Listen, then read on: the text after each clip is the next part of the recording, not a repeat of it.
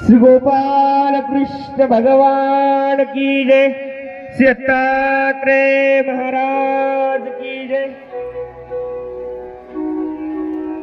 या ठिकाणी आचार्य श्री या सोहळ्याचे समारोपाचे मुख्य अभ्यागत आदरणीय श्रद्धे परमपूजनीय प्रातस्मरणीय आचार्य महंत श्री आंबेकर बाबाजी महाराव यांचं या ठिकाणी आगमन ज्ञानमंचावर होत आहे। उलट टाकलं भाऊ, उलट टाकलं त्यांच्या सवयीत आदरणीय श्रद्धेय परमपूजनीय प्रातस्मरणीय महंत श्री गोमेराज बाबाजी आंबेकर आपणास विनंती आहे बाबाजी आपणही ज्ञानमंचावर या ठिकाणी आसनस्थ व्हावं। समवेत महाराष्ट्रातील सुप्रसिद्ध कीर्तनकार आदरणीय श्रद्धेय कीर्तन महर्षी परमपूजनीय महंत श्री गंधारकर बाबाजी महाराव आपणासही विनंती असेल आपण ज्ञानमंचावर या ठिकाणी उपस्थित राहायचं आहे। भगवान श्री गोपाल कृष्ण महाराज की जय। घ्या बसून घ्या सर्वजणांनी। संत महंतांकडून या साऊंड ऑपरेटर असलेले आमचे मनमिळावू उत्तम भाऊ आपल्याला विनंती असेल आपण ते कमी करा, पलीकडच्या साईडची घ्या।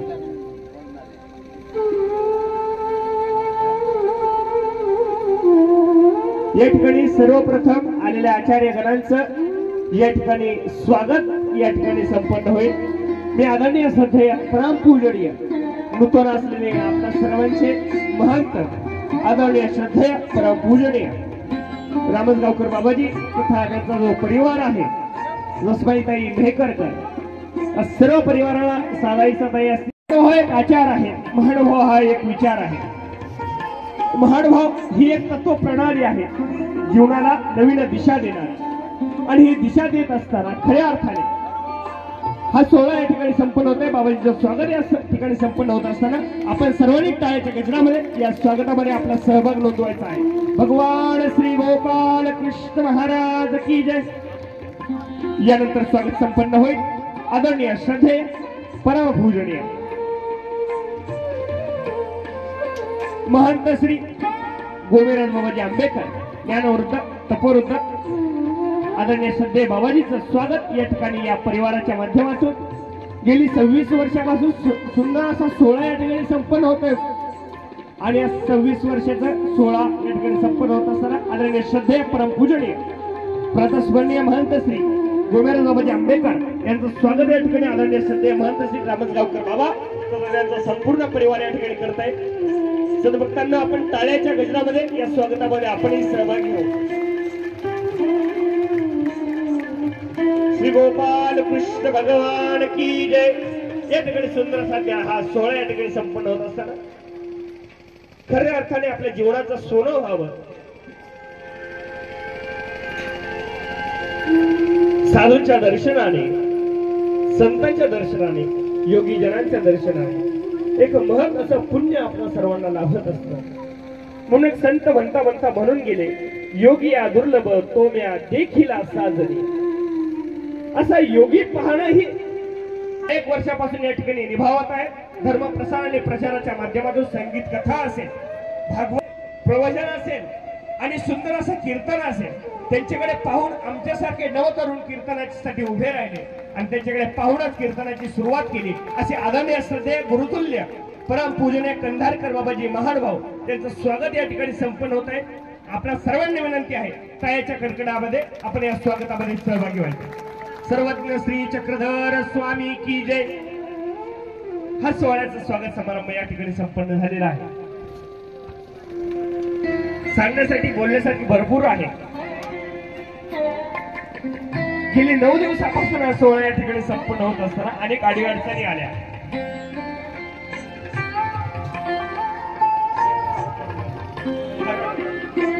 या ठिकाणी उपस्थित असलेले हार घेऊन या आदरणीय श्रद्धेय परमपूजनीय किशोरदादा शास्त्री आमचे सन्मित्र किशोरदादा शास्त्री आंबेकर यांचं स्वागत या ठिकाणी अडे भाऊ त्या बाबांच्या हातामध्ये आलं।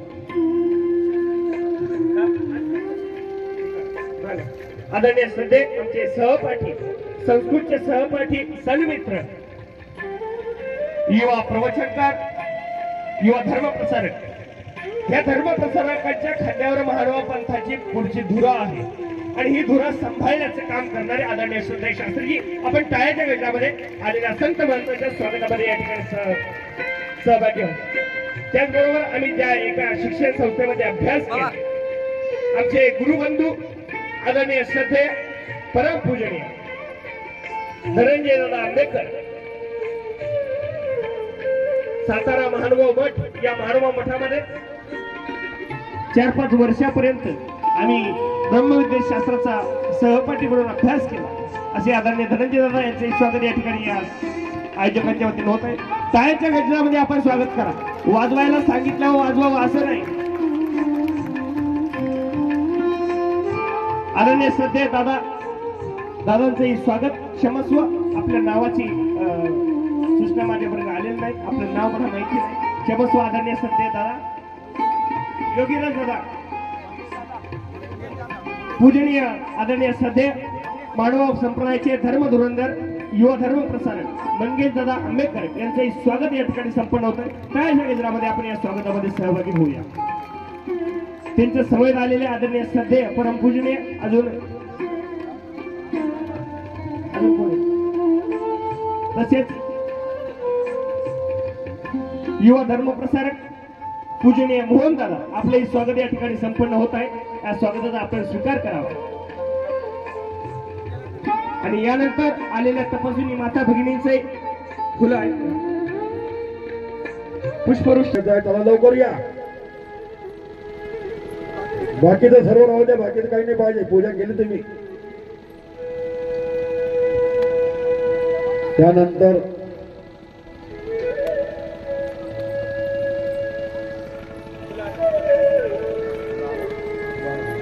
या ठिकाणी कीर्तनाची शेवाई झालेली आहे। 13 तारखेला रात्री रोज त्यांनी पोथी वाचण्याचा त्यांचा जो अवसर होता तो त्यांनी एकदम चांगल्या पद्धतीने या जंगलामध्ये हाताळलेला आहे। त्यांनी सहकार्य केलेलं आहे आम्हाला या कार्यक्रमाबद्दल, त्याबद्दल त्यांचा गौरव सत्कार या ठिकाणी करण्यात येत आहे। बाबाजीने सत्काराचा स्वीकार करावा। सर्वज्ञ श्री चक्रधर स्वामी यानंतर या ठिकाणी उपस्थित असलेल्या सर्व अभ्यागत तपस्विनी माता भगिनींचं स्वागत या ठिकाणी। सर्वेश्वरा चित्परा कारुण्या नटनागरा द्वयकरा दोषहरा सबंधे जड जीव तारुनिवरा विभो गुरुजरा श्री गोपाल कृष्ण श्री दत्तात्रेय महाराज की। संपन्न होत असलेला भव्य यात्रा महोत्सव तथा श्रीमद भगवत गीता ब्रह्मविद्या प्रवचन या 9 दिवसाचे प्रवचनकार आदरणीय श्रद्धेय प्रातस्मरणीय ज्यांच्या मधुर वाणीतून आपण प्रवचन ऐकत आहे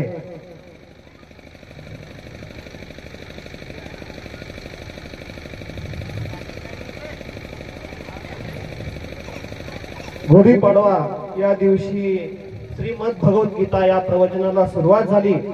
प्रवचनकार आदरणीय श्रद्धेय प्रातस्मरणीय पात्रुगुरु बाबाजी शास्त्री आणि ज्यांच्या मधुर वाणीतून आपण या ठिकाणी कीर्तन ऐकणार असे आदरणीय श्रद्धेय महंत कंधारकर बाबाजी, आदरणीय श्रद्धेय महंत श्री गोमेराज बाबाजी आणि काल नुकतीच या ठिकाणी महंती प्रदान झाली जे कार्यक्रमाचे आयोजक ज्यांनी 25 वर्ष अखंड 25 वर्ष म्हणजे रौप्य वर्ष मागच्या वर्षी संपन्न झाला आणि हे 26वे वर्ष आहे आणि या 26व्या वर्षामध्ये एक पावती म्हणून ज्या गुरुजींनी त्यांना काल एक महंती प्रतिष्ठा दिली आणि त्या महंतीचं नाव काय आहे महंत रामसगावकर बाबाजी मेहकरकर ही महंती प्रतिष्ठा ज्यांना काल बहल देण्यात आली असे बाबाजी जमलेले सर्व तपस्विनी बालगोपाल श्रीमद भगवद्गीता या ठिकाणी आपण ऐकत आहे. स्वामींनी बेलोपूर या ठिकाणी स्वामींची महादायसाने विचारलं. महादायसा स्वामींना विचारते, जीजी आपली प्रवृत्ती जाण्याची कशाने भंग पावेल? जी उत्तर दिशेला जाण्याची प्रवृत्ती झालेली आहे ही कशाने, यामध्ये बदल कशाने होईल? स्वामी म्हणता, माया येईल गीता वागाने तर प्रवृत्ती भंगेल. किंवा लक्ष जाते करा, म्हणजे लक्ष म्हणजे 1,00,000 स्मरण करा तर आमची प्रवृत्ती भंगेल.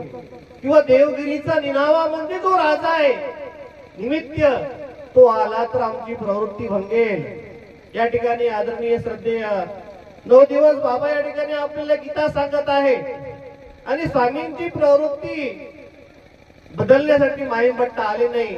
आणि मग स्वामींची जे द्वापार युगातली जी गीता आहे, श्रीकृष्ण महाराजांनी सांगितलेली गीता, आपण हिंदू धर्माचा जो ग्रंथ आहे गीता स्वयंभू प्रमाण ग्रंथ आहे. गीतेला दुसरंच प्रमाण घेता येत नाही.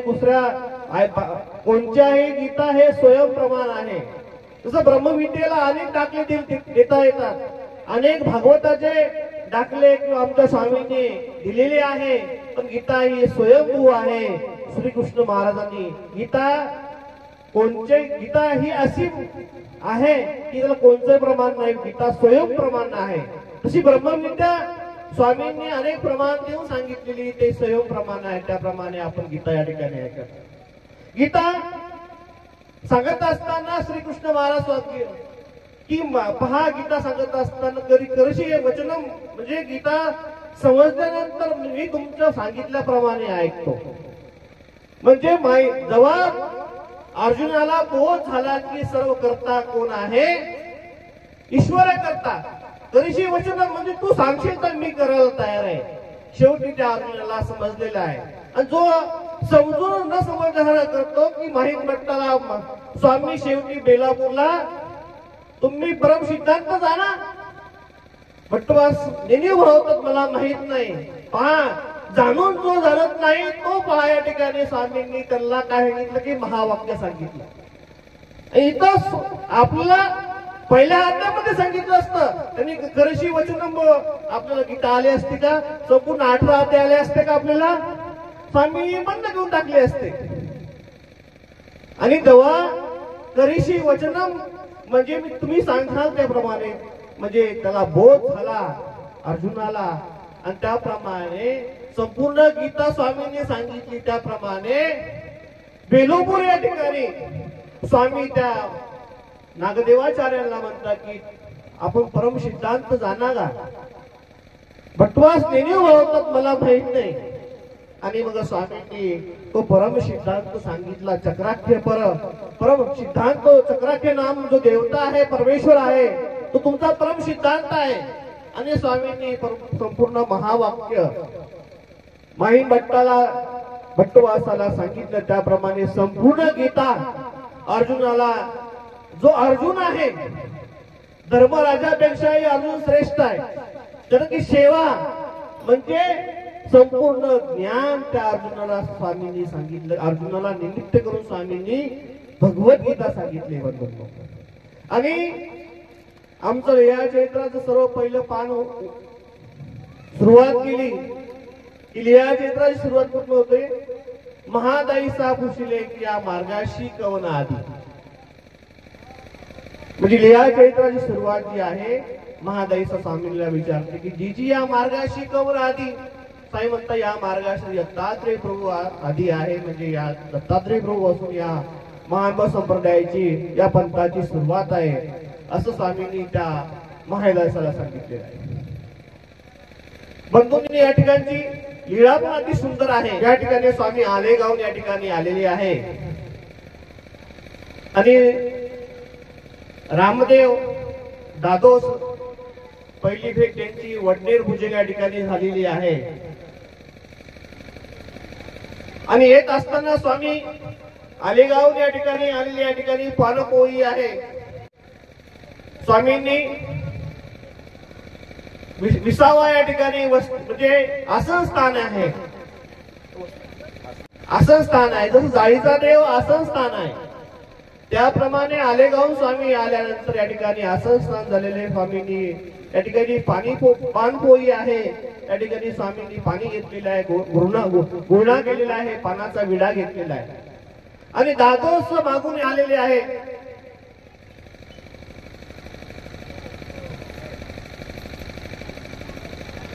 दादोस मागून आलेले आहे आणि स्वामींना दादोस आणि सुपाऱ्या काही भेट केलेली आहे. स्वामींना भेट केल्यानंतर स्वामींनी शेमवार्ता विचारली, तुमची तब्येत कशी आहे, घरची मंडळी कशी आहे, सर्व कसे आहे विचारल्यानंतर स्वामींनी त्यांना भेट काय झालेला आहे आणि स्वामी पासून त्यांना एक स्थिती झालेली आहे. या ठिकाणी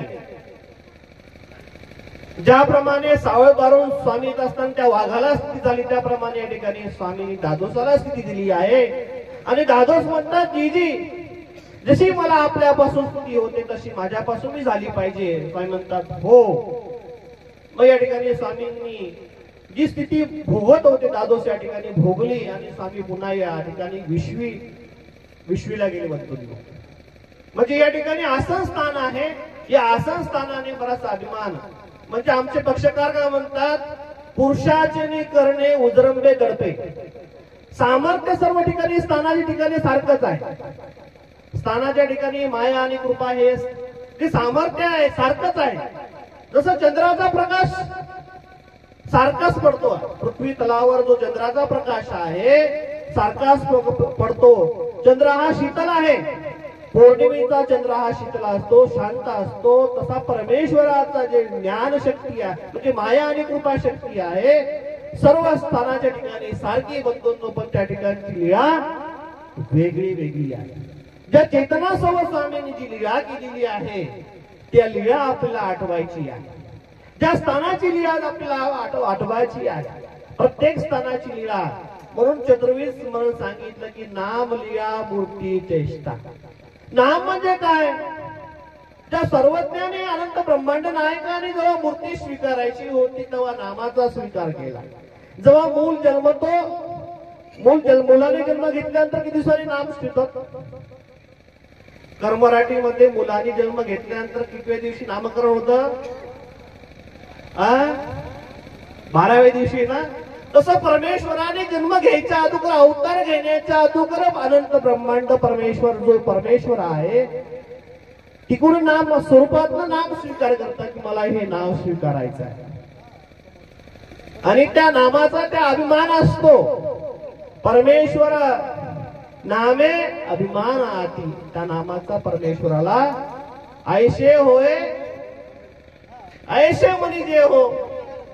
त्या चांगदेव भट्टाने कुठं म्हटले, मंगरुळ पीरला स्वामी त्या ठिकाणी गेलेले आहे. मंगरुळ पीर आणि त्या ठिकाणी ते चांगदेव भट्ट कपडे धुत आहे. स्वामींचे कपडे धुतले आणि त्या मऊ माती होती, रेती होती. त्या ठिकाणी 2 गुंफा केल्या, एक श्री चांगदेव रावळांची गुंफा, एक गुंडम रावळांची गुंफा. त्या खोप्यामध्ये ते रमून गेले, स्मरण करत आहे बंधूंनो.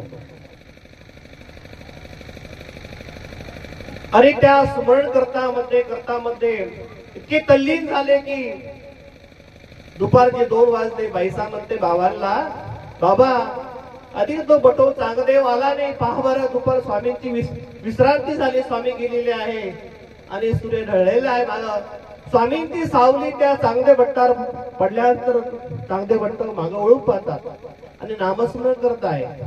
स्वामी म्हणता, ऐसे हो ऐसे मनी जे हो. म्हणजे त्या असंच नामाचा उच्चार केला पाहिजे. म्हणजे नामस्मरण केल्यामुळे दूर असलेला परमेश्वर जवळ आला बंधूंनो. म्हणजे नामस्मरण करता येते. म्हणजे नामस्मरण करतानाही परमेश्वर आपल्या पाठीशी असला पाहिजे बंधूंनो. पाठीशी ने वासे परमेश्वर आपल्या जवळ आहे.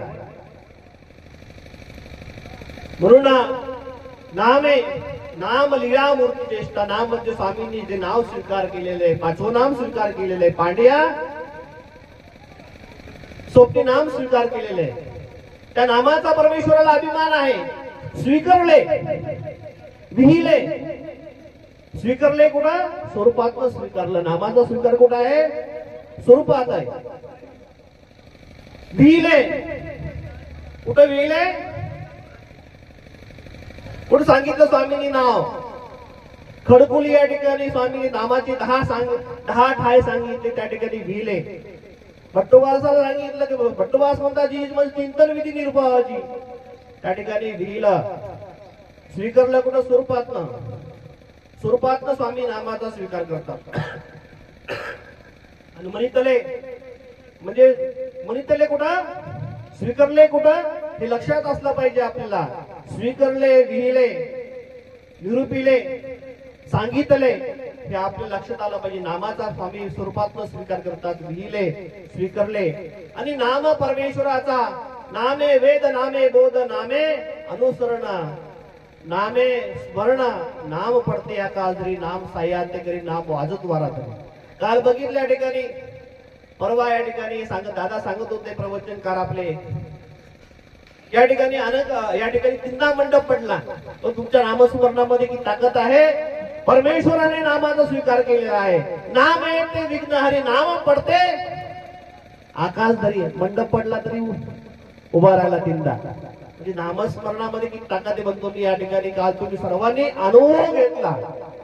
म्हणजे आमच्या पूर्वजांनी पांडवी कौरवी अवकळा केली ते नामेची तारिले.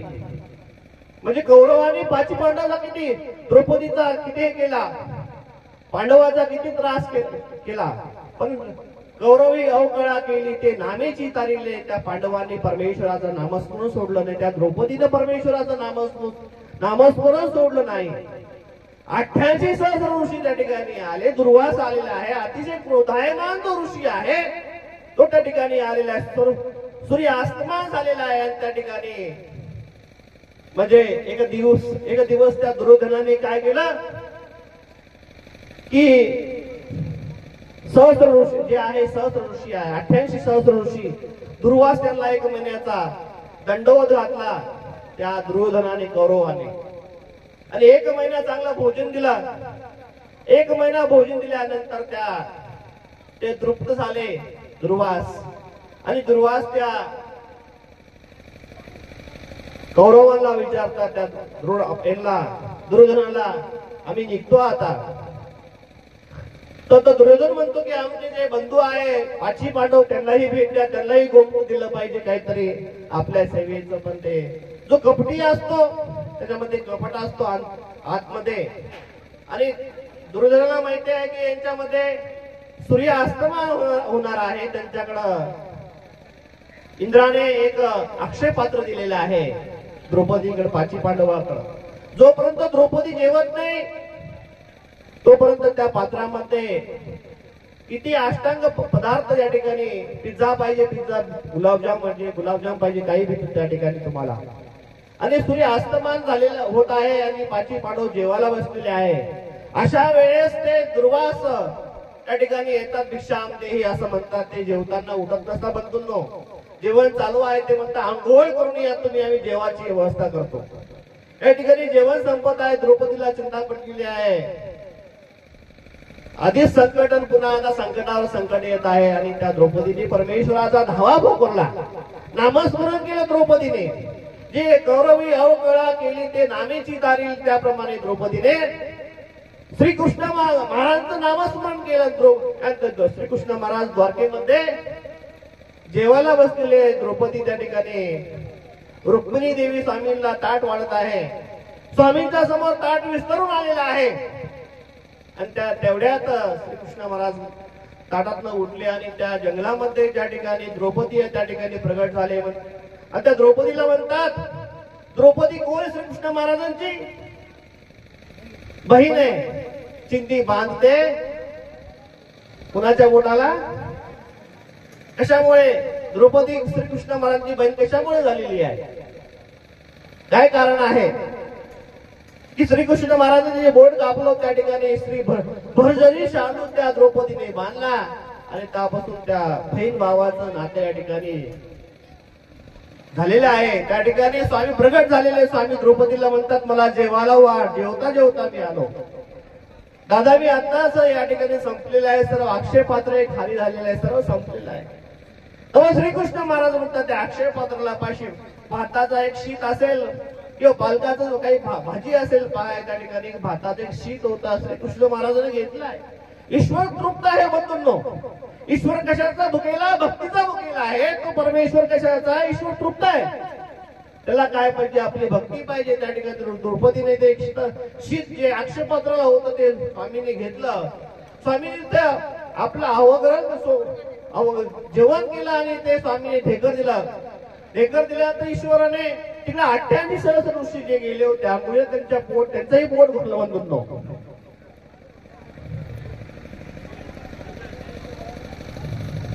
आणि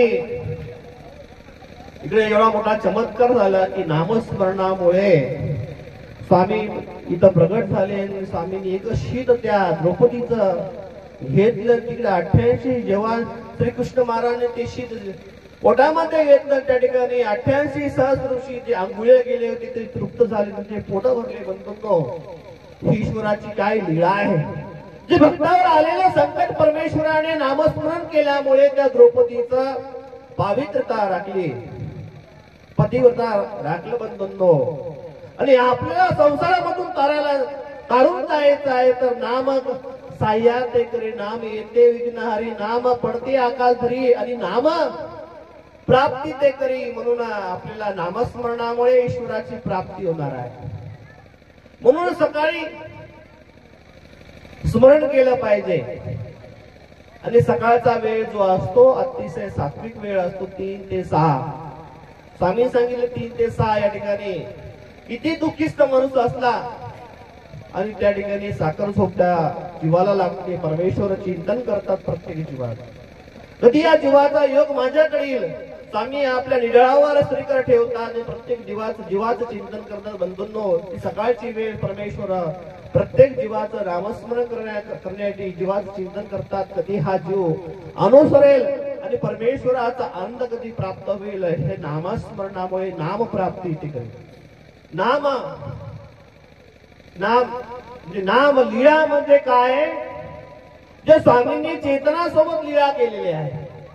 जे लीळा क्षेत्रामध्ये जे स्वामींना भेटलेले आहे जे चेतन आहे, ज्यांना हालचाल आहे त्याला चेतन म्हणतात. आणि त्या भक्तजनासोबत स्वामींनी ज्या लीळा केलेल्या त्या लीळा आठवल्या पाहिजे. प्रत्येक स्थानाची लीळा वेगळी आहे. ती लीळा आपल्याला आठवली पाहिजे. स्मरण करताना स्थानातिक्रमे तुम्ही स्मरण करू शकता, लीळाधिक्रमे स्मरण करू शकता किंवा काळानुसार जो पदार्थ. आता आंबे निघालेले स्वामी आता आंब्याच्या दिवसामध्ये कुठे होते आंब्याच्या दिवसामध्ये स्वामी? आणवेला होते स्वामी. देमाईसाला आंबे खाऊ घातले, उपाध्ये बसाला आंबे खाऊ घातले. ते काळानुसार तुम्ही लीळा आठवू शकता. सकाळी चहा घेऊन राहिले स्वामी, कुणाचं उदक स्वीकार केलेलं आहे ती उदकाची लीळा, उष्णोदकाची लीळा तुम्ही आठवा स्वामी. म्हणजे प्रत्येक म्हणजे स्थानातिक्रमे तुम्ही लीळा आठवू शकतात. म्हणजे एखादा भक्त घेतला भट्टुबासापासून अनुसरण्यापासून सुरुवातीपासून शेवटपर्यंत भट्टुबासाची लीळा आणि स्वामींची लीळा तुम्ही आठवू शकता. एखाद्या स्थानाधिक्रमे तुम्ही लीळा आठवू शकतात. स्थानाचा क्रम तुम्ही घेतला, लीळेच्या क्रमानुसार तुम्ही लीळा आठवू शकतात. एखादा भक्ताच्या क्रमात तुम्ही लीळा आठवू शकतात बंधूंनो. हे लीळा नाम लीळा. चेष्टा म्हणजे जडेशी. चेष्टा म्हणजे कसं? आता स्वामी सारंग पंडित आहे त्यांच्या ठिकाणी गेलेले आहे आणि त्या ठिकाणी धानाईसा नावाची त्याला एक कन्या आहे धानाईसा. ती बरी हट्टी होती स्वामींना. ज्या आज जे बुद्धिबळ म्हणतो त्या ठिकाणी स्वामींनी कवडे मांडलेले, पांढरे कवडे आणि काळे कवडे. बुद्धिबळाचे पांढरे असतात आणि काळे असतात, त्याप्रमाणे असे दगड मांडलेले आहेत. आणि स्वामींच्या श्री नेत्राने ते दगड चालायचे असे. ही स्वामींची शक्ती आहे. ती म्हणते जी आपण चालते कवडे घेतले म्हणजे दगड घेतले, मला बिन चालते कवडे दिले. हे काय दगड आहे? जड आहे. स्वामींनी पाणी घेतलं हे जड आहे. स्वामींनी असा खाली हात ठेवला, हे जड आहे. हे काय? जडेशीच्या चेष्टा आहे. स्वामींनी हार घेतलेला, हार कुणाला दिला, ही काय चेष्टा स्वामींची? त्या हारासोबत करू आले स्वामी चेष्टा आहे. आता प्रत्येक लीळेमध्ये आपल्याला शोधायचं नाम, लीळा, मूर्ती, चेष्टा. प्रत्येक लीळेमध्ये तुम्हाला शोधायचं आहे की इथं आता स्वामी बसलेले आहेत. या घटाळीला स्वामी आले, या ठिकाणी बसले, जे होत आहे काय? स्वामी बसले हात ठेवून, काय चेष्टा आहे? स्वामींनी घोळा केलेला आहे, सुपाऱ्या बाहेर टाकलेल्या आहे, स्वामी पाणी घेतलेलं आहे, गल्लास आहे. आणि या ठिकाणी स्वामींना जे काही सुपारी अर्पण केली, कुणी केली अर्पण? दादोसानी या ठिकाणी अनेक सुपारी आणला. चेष्टा जडेशी त्या चेष्टा आणि चेतनेशी त्या लीळा. आणि मूर्ती म्हणजे 32 लक्षणे. स्वामींची जी मूर्त सांगितली, मूर्ती वर्णनामध्ये श्री जन्नापासून श्री मुकुटापर्यंत आमच्या पूर्वजांचा बरेच उपकार आहे. पहा, 800 वर्षाचे वस्त्रपुषद आपल्याला करायला भेटतात. अहो, तुम्ही 10 वर्षाचा कपडा कोणता घातला होता ते आपल्याला आठवत नाही, 1 वर्षाचा कपडा आपल्याला आठवत नाही. आमचे पूर्वजांचे उपकार पहा, तुम्हाला इंद्रभट्टाचा प्रसाद प्रसन्नदूती करायला भेटते.